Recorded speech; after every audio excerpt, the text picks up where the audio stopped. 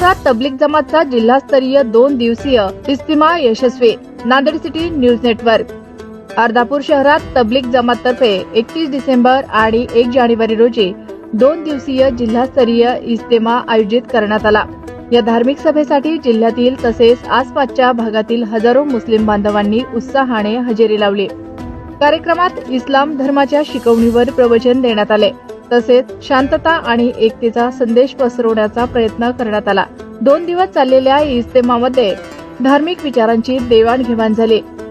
तसेच अनेकांनी या ठिकाणी नमाज अदा केले. कार्यक्रम यशस्वी करण्यासाठी तबलीग जमातच्या स्थानिक संघटनेने विशेष व्यवस्था केली होती, ज्यामध्ये रहदारी व्यवस्थापन, स्वच्छता आणि भोजनाची व्यवस्था याचा समावेश होता.